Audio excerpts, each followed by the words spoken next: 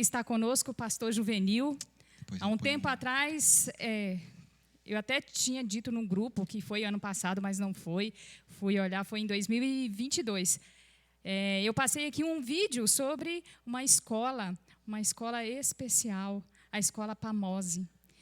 Inicialmente, essa escola atendia crianças com deficiência auditiva, ali ensinando a linguagem de sinais para aquelas crianças. E eu estive dando uma olhada, esse projeto se expandiu, glória a Deus por isso. E o pastor Juvenil esteve ali naquela escola, vendo ali as necessidades, participando ali, e hoje ele está aqui para compartilhar conosco um pouco dessa experiência. Eu convido ao pastor.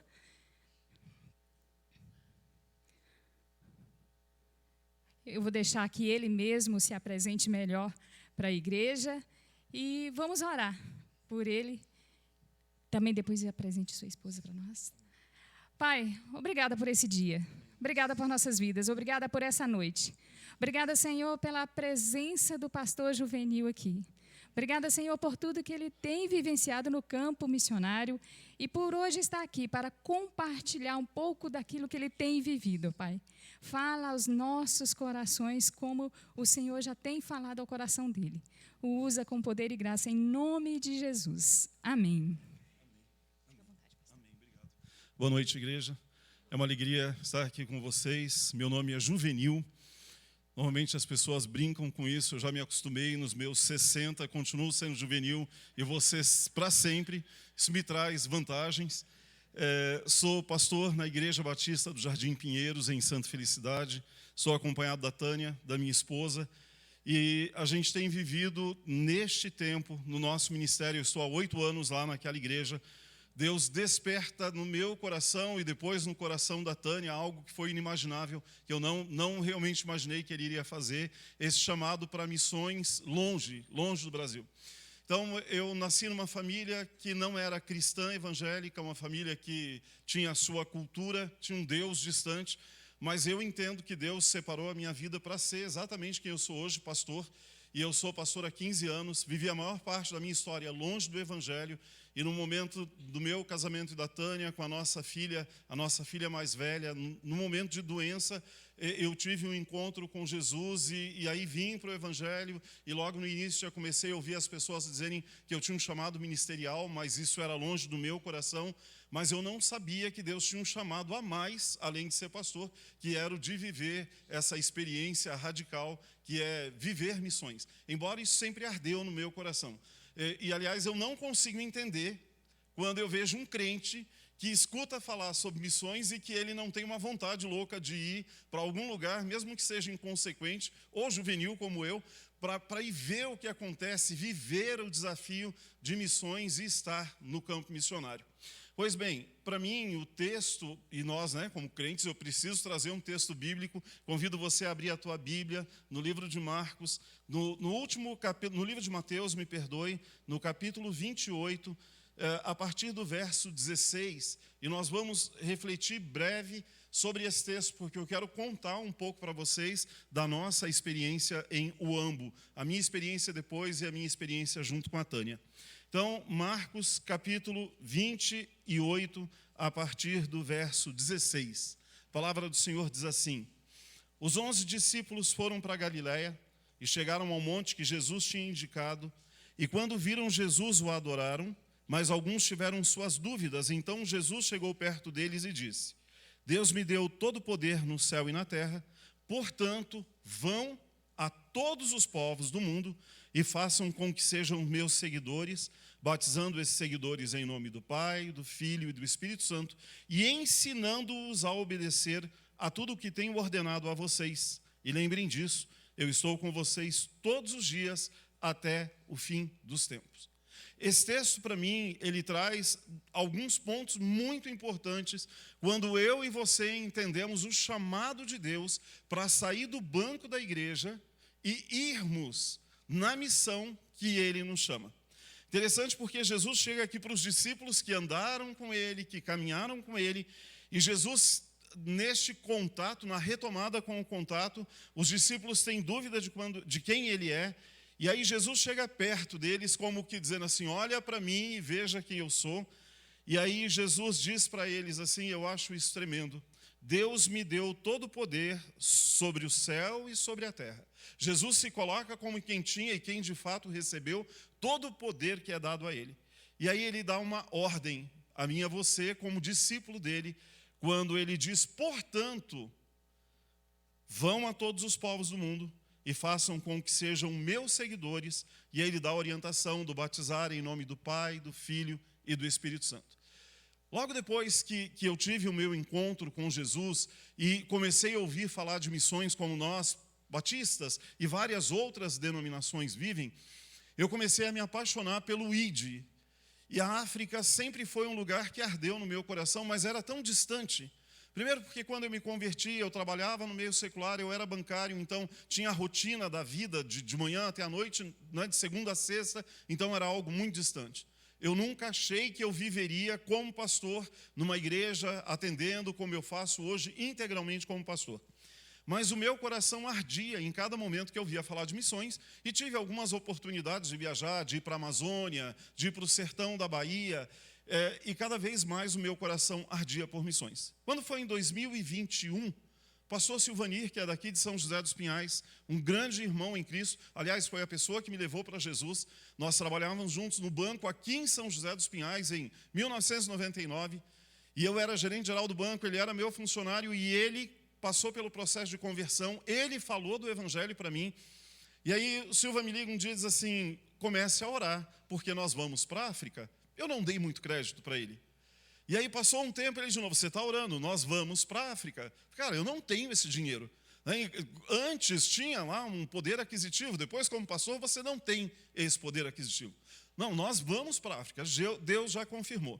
E a gente foi viajar para um congresso da Convenção Batista em Foz do Iguaçu, que eu acho que deve ter sido em 2022. E lá nós sentamos tomar um café e aí ele começa a me contar sobre a viagem que nós faríamos na cabeça dele. E aí ele começa a contar da escola Pamose, que a irmã compartilhou aqui. E eu sou um boca aberta e eu choro em propaganda de filme de margarina, de casamento, de qualquer coisa, eu vou chorar. E quando ele começa a falar das crianças na escola Pamose, eu começo a chorar e disse assim, cara, eu não consigo ir na África, porque já é um apelo. E imagina estar numa escola onde as crianças vivem essa realidade que você está dizendo.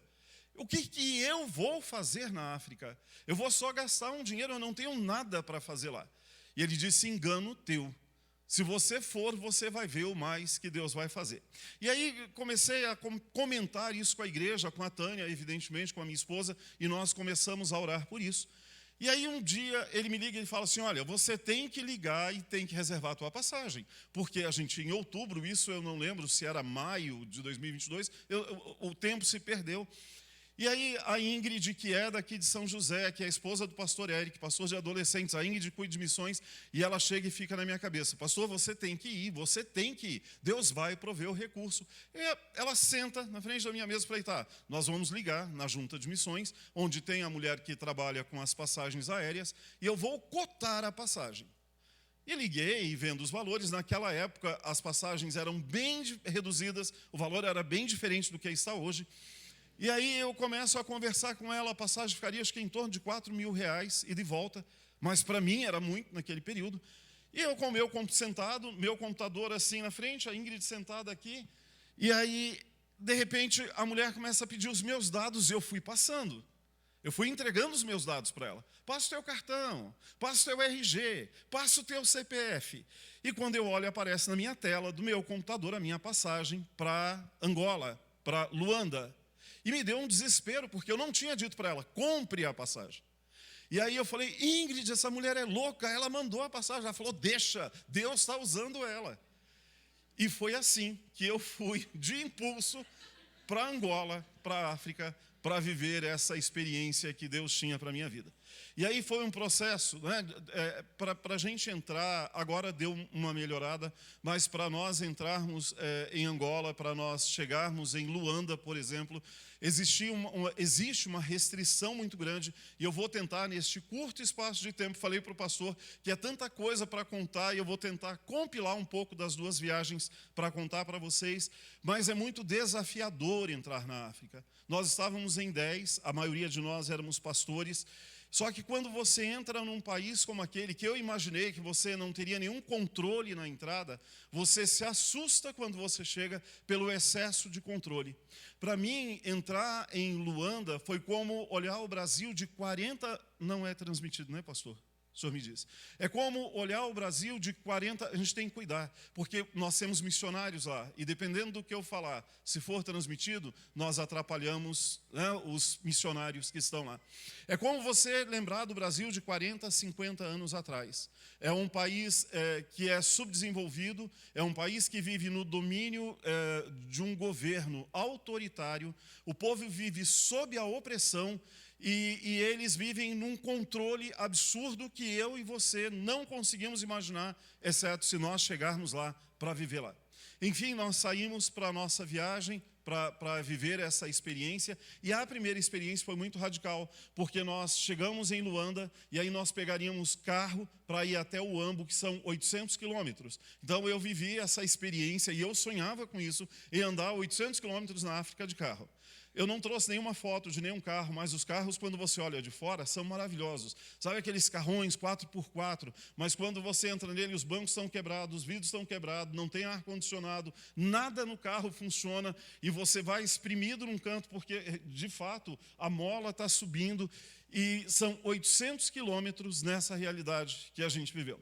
Nós chegamos em Luanda, deixa eu ver se eu vou conseguir fazer funcionar aqui o meu controle. Para onde que eu viro? Para cá? Para a mesa de som? Isso. Nós saímos de Luanda e nós tínhamos que fazer, então, esse trajeto até o Uambo, que é a cidade onde eu fui da primeira vez e depois com a Tânia também, que ele fica bem no interior de Angola.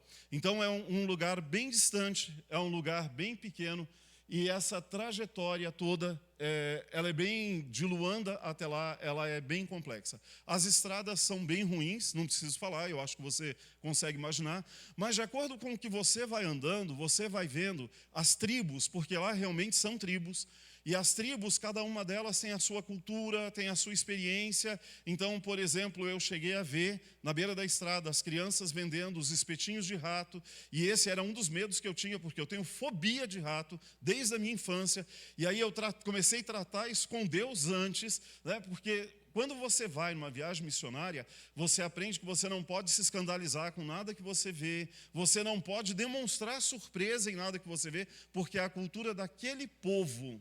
E você tem que chegar naquele lugar, e você tem que ser o menos invasivo possível, porque você foi até eles para levar o evangelho, e você precisa ter um comportamento adequado para que eles entendam que você está levando amor, e não alguma proposta de mudança, porque você vem do Brasil ou alguma coisa assim. Nós chegamos eu vou aprender. Nós chegamos em Luanda, e aí a gente viu o quão radical é aquele lugar. E eu queria contar um pouco, mesmo que breve para vocês, sobre a cultura da Angola, para a gente poder entender, inclusive, um pouco do que eu vou trazer. E logo que eu vim de lá, eu fiz uma palestra na igreja e eu fiz uma pesquisa muito grande. Por que que o povo africano ainda é um povo subserviente? Por que que é um povo que ainda sofre muito? Porque para nós, irmãos, olhando a cultura deles, a gente pensa que, meu Deus, que absurdo eles viverem isso. Meu Deus, como eles se sujeitam a isso. Mas existe um pano de fundo que nós precisamos entender. Primeiro, Angola passou a ser colonização de Portugal, como nós fomos, a partir de 1484, e lá em 1575 começou a exploração, então, do tráfico negreiro, que é a escravatura, né? Se você é da minha cor, provavelmente você é descendente de angolano. Se você tem a minha cor, sem dúvida alguma existe aí correndo no teu sangue um pouco do sangue de Angola, porque 75% dos escravos que saíram de Angola vieram para o Brasil. E aí nós temos essa mistura que nós vivemos. Em 1975, eles foram declarados independentes de Portugal, mas então eles entram numa guerra interna que só se encerra em 2002. O Brasil foi liberto de Portugal em 1800 e alguma coisa, eu nunca sei a data específica. Imagina de 1822, eu acho, se eu estiver errado me perdoem, para 1975, quantos anos depois em que eles viveram sobre o domínio de Portugal. E o domínio de Portugal sobre eles é o mesmo domínio que o Brasil vivia. Então eles eram, talvez não aqui mais como escravos, mas sob o domínio daquele país. E quando eles alcançam a emancipação, 3 tribos bem conhecidas do lugar começaram a guerrear para tomar o poder do país. Então, o governo que está hoje lá, 40 e alguma coisa, 40 e poucos anos, que foi neste período, é o governo que ganhou, neste período, a guerra, mas isso custou muito para eles. Eu tenho algumas fotos aqui que eu vou mostrar de Huambo, por exemplo. Huambo é uma cidade onde foi sitiado a guerra, porque o país AUNITA ficava lá. Então, muitas casas foram destruídas ou semi-destruídas neste período e ainda não conseguiu arrumar, porque não tem recurso financeiro. Existem prédios em Huambo que eles estão semi-destruídos, e eu tenho uma foto aqui desse prédio, e você olha aquilo, você pensa, que absurdo, como que isso ainda está assim? Eles não têm recurso financeiro para mudar. Então, entenda comigo que eles viveram a maior parte do tempo deles, diferente do que eu e você, aqui no Brasil vivemos uma evolução, numa conquista, enfim, numa mudança de cultura. Para eles isso não existe. A taxa de mortalidade infantil de Huambo é uma das piores do mundo. A idade média de sobrevivência deles é de 45 anos. A maioria de nós aqui, se estivéssemos lá, já estaríamos na glória. Eu faço faculdade de psicologia, sexta-feira na faculdade, o professor trouxe alguma coisa sobre a idade média, olhando a psicologia, e eu fiquei pensando aqui, a curva deles deve ser diferente da nossa, porque aos 45 anos eles não sobrevivem. Nessa viagem que eu fui com a Tânia, o pastor que nos recebeu, falando sobre o Covid lá, morreram pouquíssimas pessoas, porque naturalmente, quem tinha a probabilidade de morrer do Covid já foram eliminados. Então, pouquíssimas pessoas chegaram a morrer nesse lugar pelo Covid. 80% da população vive em estado de miséria. A renda média do povo de Huambo é de R$ 86 mensais. Sabe quando você vê na televisão dizer que uma família na África come uma vez por dia e que come uma porção pequena? Essa é a realidade que nós vimos. Quem trabalha lá normalmente são as mulheres.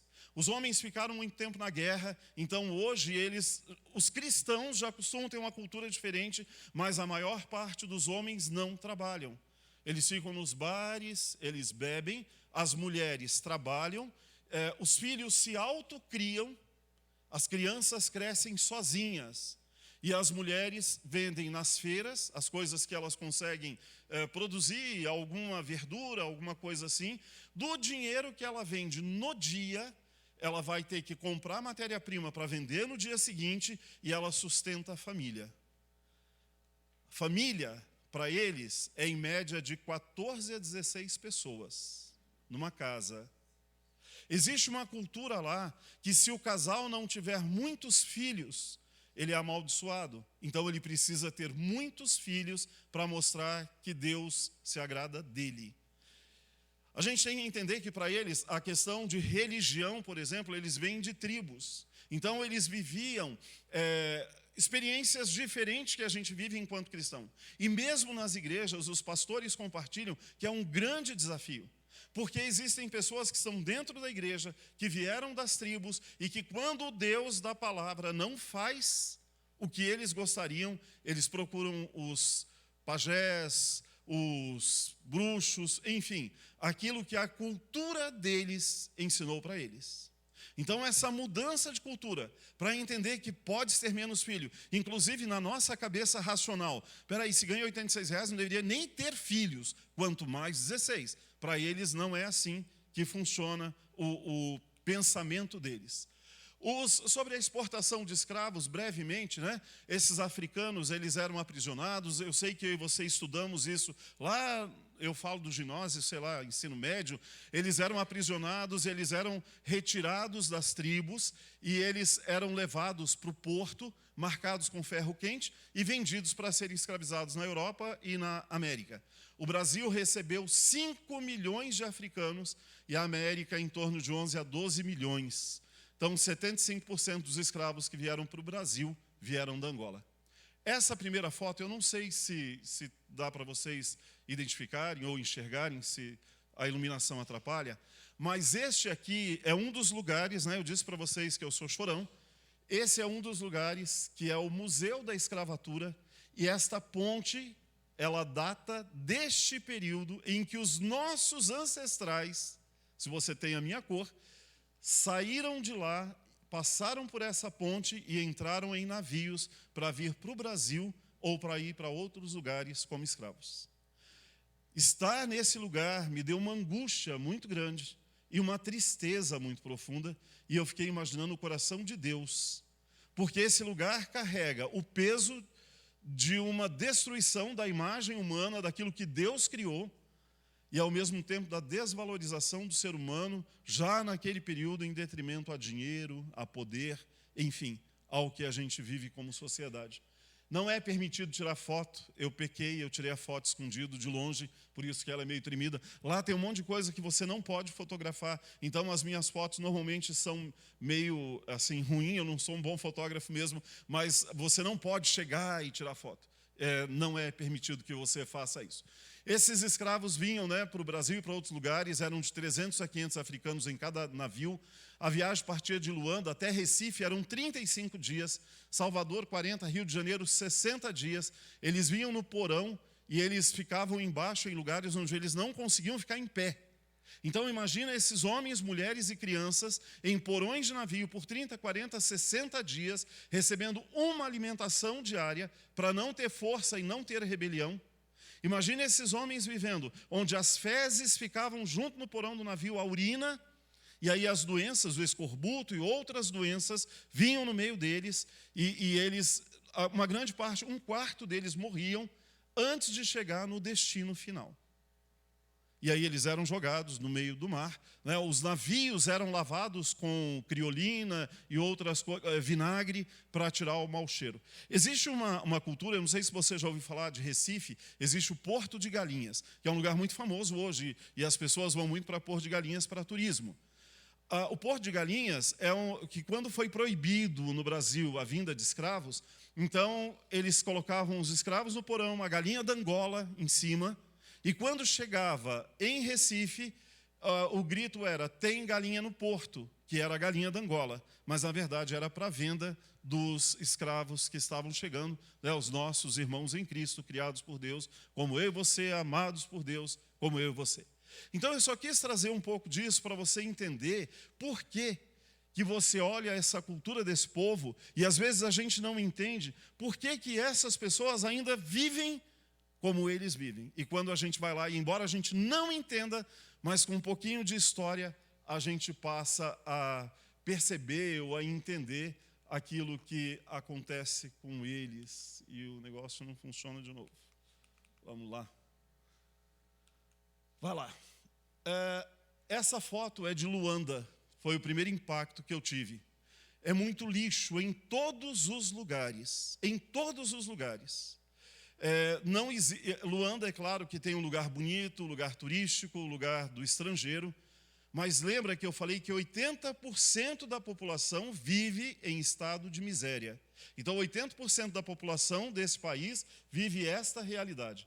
Essas roupas aqui são os bazares. O pastor falou de bazar, na nossa igreja a gente faz muito bazar, e aí eu mandei foto para a Marlene, que é a mulher que cuida do bazar da igreja. Falei, Marlene, você aqui ia ser um sucesso, porque o teu bazar é tão organizado, e lá tem bazar em todo lugar. Por quê? Pensa na família que ganha 89, 86 reais mensais. Como que ela vai entrar num shopping, numa loja, para comprar uma roupa? Né? Você vai ver as crianças, eu não sei como foi a tua infância, minha infância foi carente. Então era um chinelo que passava do irmão para o outro irmão, para o outro irmão, e lá essa realidade é mais potente ainda. Eu tenho uma foto que eu acho que eu não trouxe, que tem uma criança, um menininho em Uambo, andando de camiseta na parte de baixo, e não de shorts. E eu custei um tempo para entender por que essa criança está usando essa camiseta. Aí a Rosângela, que é uma brasileira que está lá há 30 anos, ela falou, por que não tem roupa, pastor? Então, você olha algumas coisas que na nossa cabeça não funciona. Mas quando você começa a ver a realidade desse povo, você começa então a compreender. Essa é uma foto também de Luanda, uma das primeiras visões que eu tive. Gente, e aqui é um mau cheiro terrível. O cheiro que você tem nesse lugar, ele é constante de queimada, porque eles usam muita lenha para fazer comida, né, o carvão, e o cheiro de fezes, e o cheiro de urina, porque não existe a fossa que a gente tem, a rede de esgoto que a gente tem. Luanda deve ter alguma região que tem, mas a maior parte não é assim, e em Uambo, em nenhum lugar, talvez na Cidade Alta, que é uma parte bonita da cidade, onde tem os militares e os estrangeiros, que são muçulmanos, mas nos 80% da população, essa é a realidade. Essas são as crianças na beira da estrada indo para a escola. Onde você vê um peso na cabeça é mulher. O homem não carrega peso. Quem carrega peso são as mulheres. Eles falam que a mulher tem um equilíbrio que o homem não tem. Eu não sei como isso. Mas é a cultura deles, gente. As mulheres carregam coisas pesadíssimas na cabeça. E eu não sei como elas conseguem. Elas colocam a criança nas costas, ela coloca a outra criança no colo e aquele negócio imenso na cabeça, e elas andam na beira da estrada, elas andam no meio da cidade, elas entram numa... Tem uma condução lá que é o... fugiu o nome agora. Oi? Você lembra o nome? É como se fosse uma Towner, uma vanzinha pequenininha, que tem na cidade, que ela leva o povo para a feira, ou para qualquer lugar.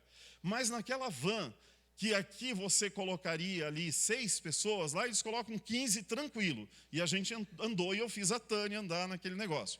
Só que não é só a pessoa, entra o saco que ela está carregando na cabeça, entra a galinha que ela está carregando, e aquilo vai acumulando dentro do carro, e você vai, e assim, o cara vai parando a van, onde tem gente, e vai enfiando gente. E você vai se espremendo naquele negócio, né, vivendo aquele contato humano maravilhoso que você tem naquele calor. Quando eu fui da primeira vez, 40 graus, agora estava mais frio, mas você vai ver a mulher sempre carregando peso.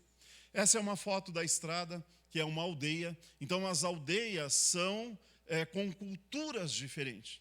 A quantidade de dialetos que eles têm lá, acho que passam de 37, que o pastor Benoliel, uma família que nos recebeu na segunda viagem, ele contou. Então, o que acontece muito? Vamos imaginar que nessa região aqui é uma aldeia. Aí, do outro lado da rua, é outra língua. Então, eles falam o português de Portugal e o dialeto deles. E se vai casar alguém da tribo X com a tribo Y, normalmente vai ter briga, porque eles não se entendem. E aí a mistura cultural, mesmo estando no mesmo país, é algo bem complicado para eles. Então, eles vivem, e mesmo dentro de Uambo, as casas não são maiores que isso, tá? Então, comece a pensar comigo. Nessa casa não tem banheiro, nessa casa não tem vaso sanitário, nessa casa não tem água, nessa casa não tem energia elétrica, nessa casa não tem Wi-Fi, nessa casa não tem televisão, provavelmente não tem cama, deve ter rede em algumas, né? E 16 pessoas moram num ambiente desse. Então, normalmente, eles ficam onde? Na rua. As pessoas passam na rua o dia inteiro, as crianças ficam na rua o tempo todo. Por isso que a Pamose, que é a escola, inclusive eu e a Tânia estamos com a camiseta que a Igreja Batista do Bacaxiri fez, por causa da nova escola que está sendo construída lá, e eu já falo sobre ela, porque essa escola tem a proposta de colocar 300 crianças, num primeiro momento, para que essas crianças possam estudar, mas ao mesmo tempo receber comida uma vez por dia. Olha aqui, ó. a mulher com o peso e com a criança. Gente, olha o tamanho desse saco aqui. Isso aqui ela vai carregar na cabeça. Isso é beira de estrada. E eu fico imaginando, deve sentir dor, né? Porque é ser humano. Mas elas carregam, tranquilamente. Tá? Isso aqui é chamado de feira. Que pena, a foto acho que não dá para enxergar com muita precisão, mas dá para vocês terem noção. Em toda a cidade e em todo o caminho também de Luanda até o Huambo, as feiras são os lugares onde o povo normalmente faz compra. Raramente eles vão em supermercado. A gente foi num supermercado dessa vez, que é um supermercado tremendo, maravilhoso, cheio de produtos importados, mas vazio, vazio. Ele é usado por estrangeiros e pelos militares. Lembrando que quem ganha R$86 jamais vai entrar naquele supermercado para comprar alguma coisa. Então, os produtos todos são colocados no chão, assim. E esse rego que você está vendo aqui, essa valetinha aqui, normalmente é esgoto aberto. Porque as fezes, a urina, ela é feita em lugar assim e vai escorrendo para onde der. Não tem banheiro, é superpopulação. Então é muito comum você estar do lado do alimento e você ter o esgoto do lado, que não é esgoto, né?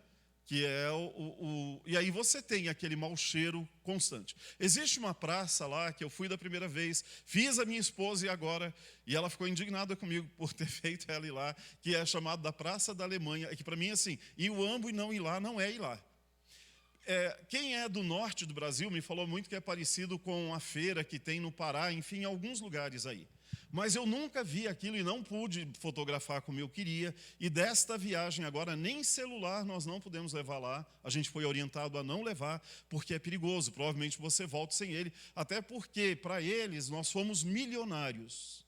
Então, eu e a Tânia andando lá com uma menina local, e eles diziam, olha os brancos, são ricos, são ricos. Na visão dele, nós temos muito dinheiro. E eu vou dizer para vocês que realmente, diante da realidade deles, nós somos tremendamente abençoados por Deus. Gente, eu não sei se você já teve, se você tem vontade, eu não sei se você se arriscaria, mas é um divisor de vida ir num lugar desse. Eu desafio a quem puder, a quem tiver coragem. A gente volta com outra visão de vida, você volta com outro pensamento das tuas lutas, as tuas reclamações.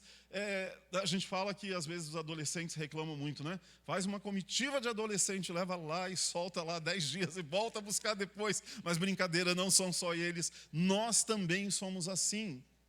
Irmãos, quando você vê a alegria daquele povo, alegria verdadeira, mesmo naquilo que eu e você entendemos como miséria, é algo que toca o nosso coração.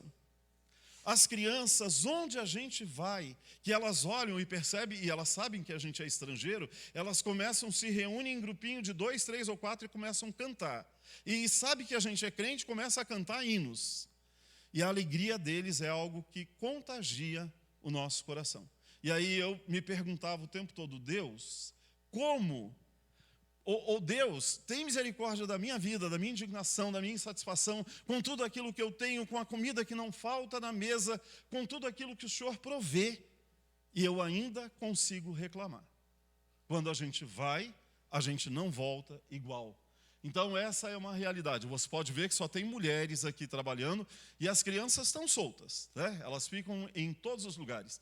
Aqui de novo as mulheres, olha aqui de novo uma mulher carregando, né, um saco na cabeça, uma criança. Essas fotos eu tirei de dentro do carro.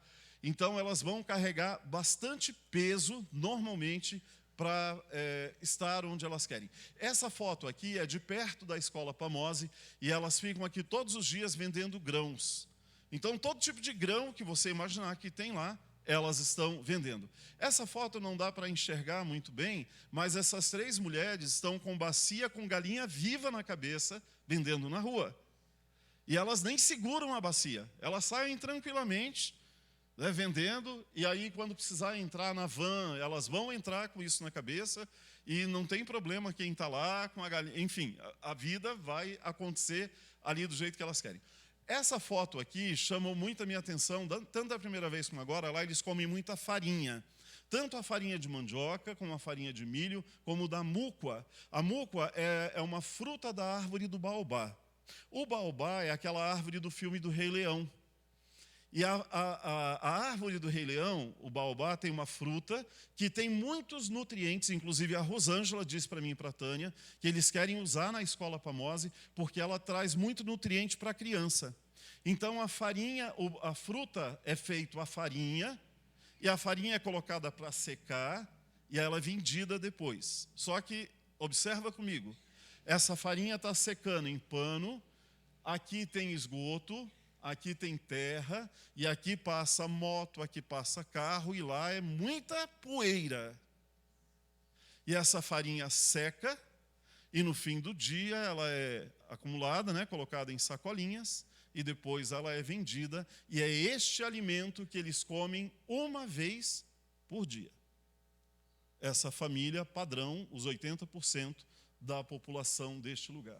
Aqui é o tumulto que acontece normalmente nas praças, que tem lá, né, que em todo lugar você vai ver isso. Aqui também é na praça, acho que não dá para enxergar, mas é uma mulher fazendo cabelo. Você vai ver mesmo nos 40 graus, as crianças usam muita roupa de frio, porque elas não têm os nutrientes que as nossas crianças têm.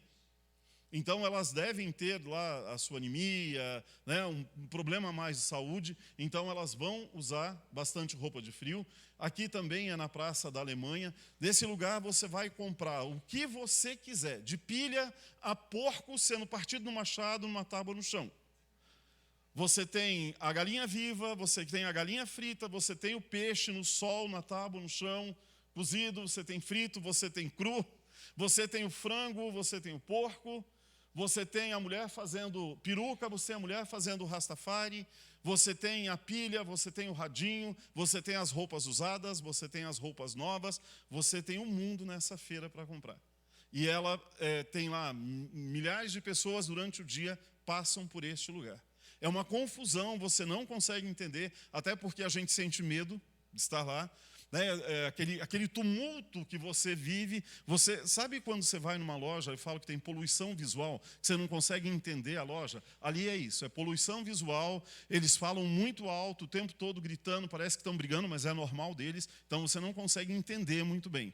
E para nós, né, estrangeiro, quando você para, eles começam a dizer: ao branco, tem dinheiro, é rico. Então eles querem te vender o mundo quando você chega nesse lugar, mas é parte da cultura desse povo.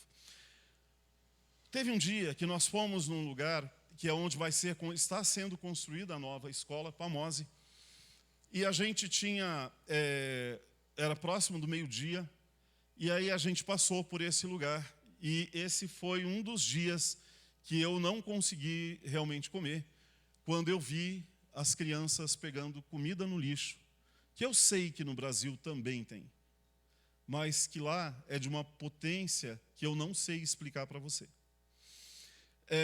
Olhar a quantidade de pessoas aqui catando comida nesse lixo me fez, de novo, não questionar a Deus, mas pedir perdão a Deus por todas as reclamações que eu posso ter feito na minha vida e todas as indignações que eu posso ter tido diante de tudo aquilo que Deus faz sobre a minha vida, sobre a minha casa, olhando essa realidade. E isso aqui é lá em Uambo já, é dentro da cidade. Esse lixão aqui também, as crianças vêm para recolher algum dejeto, alguma coisa para elas comerem. Irmãos, lá não tem coleta de lixo, como a gente faz. A Tânia trabalhou isso na escola com os professores. Na última viagem, a Tânia é professora, é pedagoga, é psicopedagoga, e a Tânia foi trabalhar com a capacitação dos professores na escola, e ela trabalhou com eles a conscientização de reciclar o lixo, tentar fazer alguma coisa com o lixo, porque é muito lixo em todos os lugares. Na cidade de Uambo, não existe o lixo nos prédios, eles jogam pela janela. O apartamento que a gente ficou agora nessa viagem, que é da Junta de Missões, que é da Convenção Batista Angolana, então tem assim, o terceiro andar mora o pastor Tec e a Rosângela, que ele é o reitor da faculdade, ela é brasileira, ela está lá há 30 anos, e no apartamento de cima era o apartamento que morava a irmã Nauzira, muito conhecida no meio batista, de ser uma missionária radical, e aquele povo ama ela, porque ela viveu a guerra lá. Nós ficamos no apartamento da Nauzira, E aí coisas assim engraçadas, mas tristes, né? Por exemplo, eu e a Tânia passamos uma semana tomando banho de caneca, porque não tem água para você, num prédio, tomar banho no chuveiro, não tem água. Então é um balde e a canequinha para você tomar banho. A água para nós é só água mineral. E aí a gente fez café, eu tomo muito café, e eu fui lavar a caneca na pia, e aí eu percebi um barulho, eu abri e tinha uma bacia embaixo da pia. Falei, gente, que absurdo, é só pôr um cano aqui e essa água vai descer, né? Falei, Rosângela, por que não está encanado a água ali? Ela falou, porque o vizinho aqui do primeiro andar, ele colocou cimento no encanamento dele. Mas como assim? Como que alguém num prédio coloca cimento no encanamento? Ela falou, pastor, aqui não tem como no Brasil, cada um manda no seu pedaço. O que aconteceu lá? Período da guerra, os portugueses fugiram do local, lembrando que a colonização era deles, e eles estavam lá, e o povo da cidade tomou conta dos espaços. Só que eles não foram ensinados, não existe uma organização. Então, cada um faz no seu quadrado o que quer. E não existe essa ideia de condomínio, de bem comum. E aí o rapaz foi lá e cimentou o encanamento do prédio, então não tem como abrir a torneira para poder lavar a louça. Tem um prédio perto da casa dela e a gente ia passando, ela falou, Tânia, vamos passar para o outro lado da rua, porque desse prédio eles jogam uma bacia de água pela janela. Então você não pode passar embaixo daquele prédio, porque se você passar, provavelmente você vai ganhar uma bacia de água com sabão e dejeto de comida, enfim, porque não é cultura. Eles não têm esse cuidado. E essa é a realidade lá deles. Isso aqui também eu amo, eu achei bem interessante essas crianças carregando cadeira. Essas crianças estão indo para a escola. Na escola Pamose existe um critério. Nas outras escolas, se eles não levam cadeira, eles não sentam. Eles vão sentar no chão para estudar, porque não tem cadeira na escola. Parece absurdo, né? Mas é a realidade do lugar. Isso aqui, a gente estava no carro, e quando eu vi essas crianças, eles estão uniformizados, e eles levando a cadeira, eu falei, para que essas crianças estão levando cadeira? Para sentar, para ficar mais confortável. É muito comum você passar e ver embaixo de uma árvore uma mulher, e algumas crianças com cadeira, ela está dando aula para eles. Porque eles gostam de aprender. Eles têm um interesse muito grande pelo ensino, mas não existe estrutura para que eles aprendam, para que eles absorvam. Na Pamose não, tem as cadeiras, né, graças a Deus, a Junta de Missões, os batistas brasileiros que construíram a escola Pamose, consegue dar uma estrutura bem melhor do que as escolas, inclusive estaduais, que é a escola do governo, que tem naquele lugar. Esse foi um outro momento que eu até postei essa foto no meu Instagram, na época eu coloquei, o meu sorriso não representa o meu coração. Esse dia nós fomos também próximo do almoço nesse lugar, este é o terreno onde vai ser feito a nova escola, e eu gosto muito de criança. Gente, onde você chegar lá, vai chegar assim rapidamente 20, 30 crianças ao teu lado. E eles querem brincar, eles querem te tocar. Se tem o cabelo como o da irmã, eles vão pegar. A nossa filha mais velha viveu 1 ano na África. A Hannah ficou em alguns lugares da África pelo Jocum. E a Hannah tem o cabelo comprido e ela tem algumas fotos das meninas pegando no cabelo dela. As mulheres usam muita peruca lá, né? Principalmente assim, eu preguei da primeira vez na primeira igreja batista e as mulheres usam muita peruca porque é a cultura deles. E eu gosto de brincar com as crianças e me abaixei aqui conversando com eles. E essa criança aqui, ela estava com o rostinho, lembrando que lá não tem água para tomar banho como eu e você tomamos. As crianças brincam na terra. Então o rostinho dela bem sujo, e ela tinha chorado e tinha um caminho de risco no rosto dela. E eu brincando, e disse assim, por que você está chorando? Fez arte? A mamãe brigou?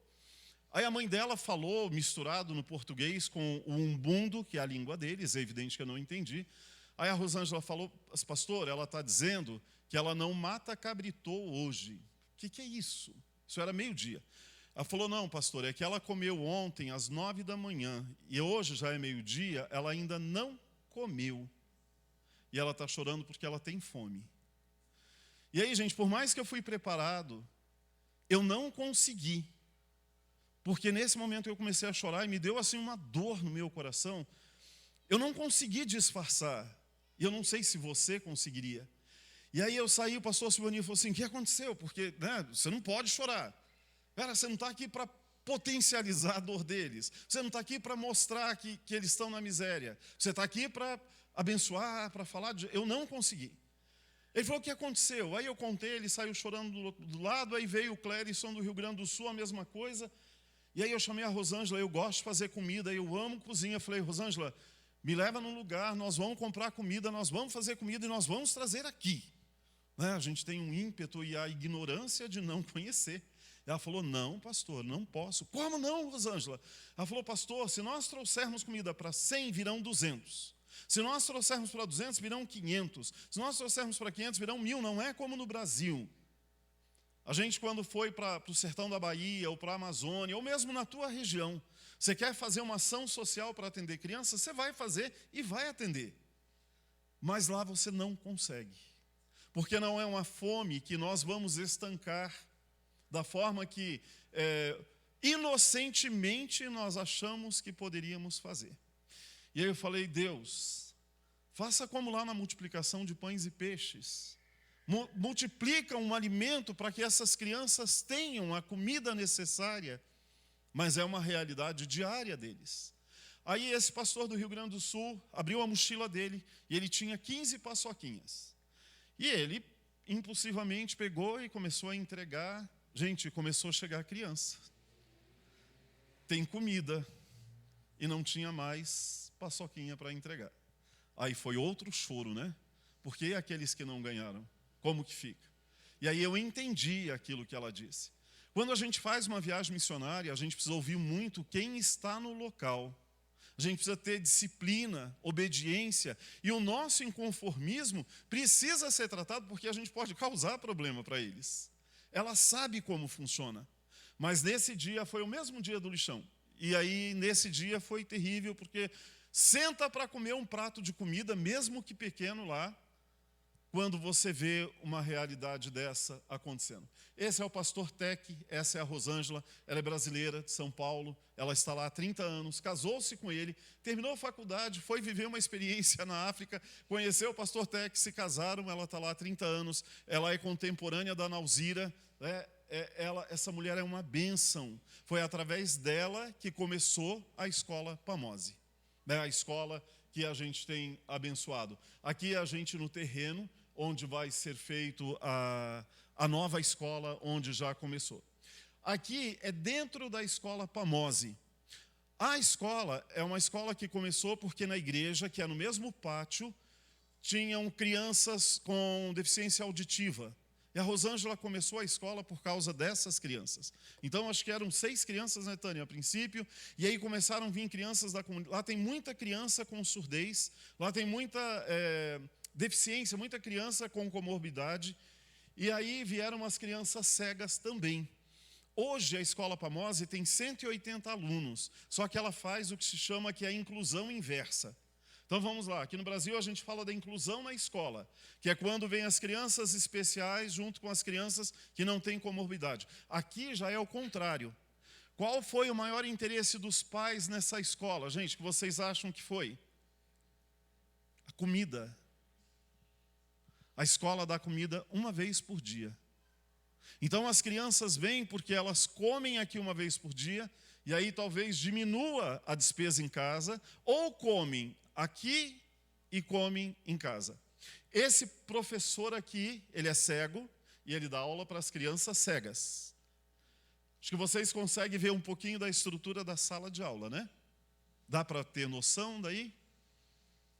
Não tem reboco, não tem piso direito, né? Não tem luz, em algumas salas não tem janela, mas ainda é uma escola melhor do que as outras escolas que nós vimos lá. E essa escola foi montada pelas minhas ofertas e pelas tuas ofertas, como batista, quando nós enviamos recursos para missões mundiais.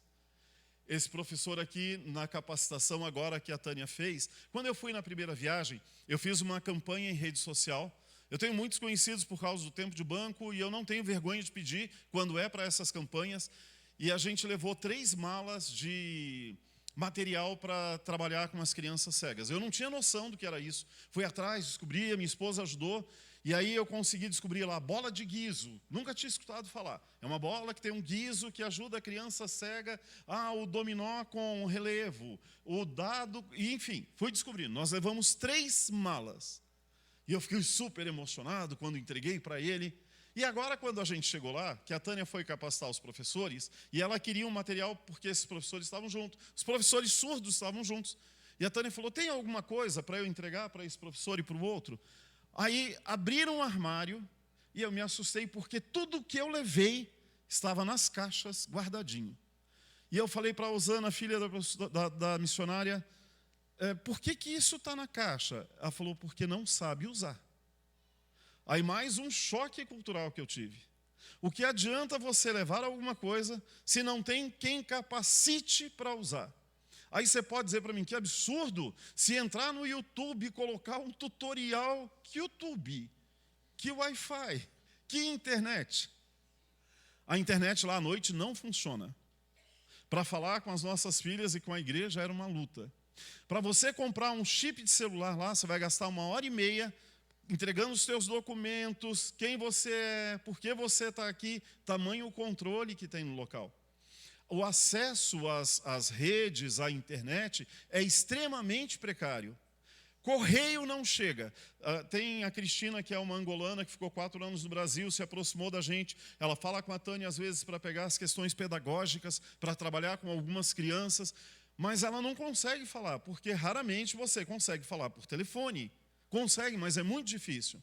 Não é como eu e você, que a criança pega o celular e ele está na internet, ele tem Wi-Fi, enfim, não é essa facilidade que tem lá. Então vai caindo a ficha para a gente de que é um outro mundo e que não é o nosso mundo. E essa é a sala dessas crianças. Nós temos uma missionária, uma artesã na nossa igreja, que é a Vânia, que ela confeccionou essas bonecas e nós levamos. E aí a ideia era dar a boneca para as meninas. Como a gente entendeu que as crianças não têm a cômoda no quarto delas e nem o quarto delas, então elas não teriam onde colocar a boneca. Então o ideal é que a boneca não saísse da escola, porque daí vão brincar por mais tempo e vai servir também para outras crianças. Você vai entendendo quando você chega lá e você vai reprocessando como você age, o que você deve fazer, e essas bonecas ficaram na escola. Esse vídeo aqui foi um choque que eu tive quando eu entrei lá. Eu vou ver, você consegue colocar ele para a gente? Gente, eu vou fazer um vídeo aqui, que talvez choque um pouco, mas é para mostrar a realidade do banheiro aqui da escola e que é o mesmo da igreja. Vou ficar meio apertadinho aqui. Esse banheiro tem aqui na entrada um balde e um tambor. Por quê? Porque os sanitários não têm água. Então aqui tem um sanitário, aqui tem outro sanitário. Eu vou virar aqui, vocês vão ver que na parede não tem descarga, não existe. Eu sei que o projeto maior é a construção da nova escola, mas essa é a condição deste lugar. Gente, eu estava chorando quando eu gravei esse vídeo. Eu não sei o quanto você se sensibilizaria, entrar num banheiro que não tem porta, então não tem privacidade, saber que esse banheiro é o banheiro da escola e saber que esse banheiro é o banheiro da igreja e que essas crianças não têm condição ou que usam aquele banheiro e ele tem que jogar água porque não tem a descarga. Quando eu voltei de lá, eu fiz uma campanha com a Igreja Batista do Jardim Pinheiros e nós, então, conseguimos juntar, a gente pediu para ela fazer um orçamento de quanto precisaria para colocar água lá, e era um dinheiro, assim, irrisório para nós, que era 5 mil, 6 mil reais para colocar água nesses banheiros, e nós juntamos e nós mandamos esse dinheiro. Quando a gente chegou lá agora, Eu fiquei muito triste porque eu fui de novo no banheiro e não tinha água. E tem uma foto que ela mandou aqui depois, quando eles colocaram a água, das crianças sendo ensinadas a lavar a mão na pia, porque elas nunca tinham usado uma torneira. E as crianças sendo ensinadas a dar descarga, porque elas nunca tinham dado descarga num sanitário. E das crianças sendo ensinadas a sentar num vaso sanitário, porque isso era novidade para elas. Quando nós chegamos lá agora, Rosângela, e daí, como que estão as crianças? Ela falou, então, pastor, o que seria a Sanepar nossa aqui lá para eles, a água não tem força para chegar até a escola. Então, não tem água. E aí veio de novo aquele inconformismo, né? Meu Deus. Aí eu vi alguns poços artesianos no quintal, Rosângela, e esses poços? Há muitos anos não funciona. Vê então se a bomba está funcionando, se precisa arrumar. Enfim, nós conseguimos levantar dinheiro e mandar dinheiro, e agora a bomba leva a água até o banheiro. E ela mandou esses dias. Pastor, eu já estourei meu tempo, né? Agora que eu vi. Então eu vou encerrar. E fica para um outro dia compartilhar. Me perdoe, agora que eu estou vendo aqui que eu já passei do horário. Mas, irmãos, é uma realidade muito diferente da minha e da sua, mas que eu te desafio a viver uma experiência dessa, para você e para que eu possamos olhar, inclusive para a nossa história, e entender que Deus tem nos abençoado grandemente. Eu não sei, na minha igreja a gente tem falado muito sobre estar em missões, não só mandar o dinheiro, é muito confortável. Agora em julho eu vou com 10 pessoas da minha igreja para a Amazônia. Em julho do ano que vem nós queremos ir para o sertão da Bahia. E sexta-feira começou um negócio louco que Deus trouxe de novo para mim, que eu estou orando, compartilhando com a Tânia sobre isso, que é o Nepal, que é um sonho muito radical, mas no meu coração, e eu entendo que Deus te chama, como Deus me chama, não só para viver essas experiências, mas para expressar o amor de Jesus onde Ele nos leva. Eu disse para vocês que quando eu fui a primeira vez, eu dizia assim, o que eu vou fazer neste lugar? Talvez um dia eu tenha a oportunidade de contar o mais que Deus fez sobre a minha vida. Depois, quando eu voltei com a minha esposa o ano passado naquele lugar, as coisas que Deus fez e que Ele fará no teu ID será muito mais na sua vida do que na vida de quem está lá. A gente entendeu que eu e você podemos ser missionários na África, na Amazônia e do outro lado da rua, porque Deus coloca a igreja dele em movimento para que a gente possa compartilhar do mais dele onde ele nos levar. Me perdoem, talvez em outro momento eu continue a compartilhar com vocês sobre isso, seria um prazer de contar muito mais, não só sobre a cultura, mas daquilo que a gente tem visto Deus fazer lá.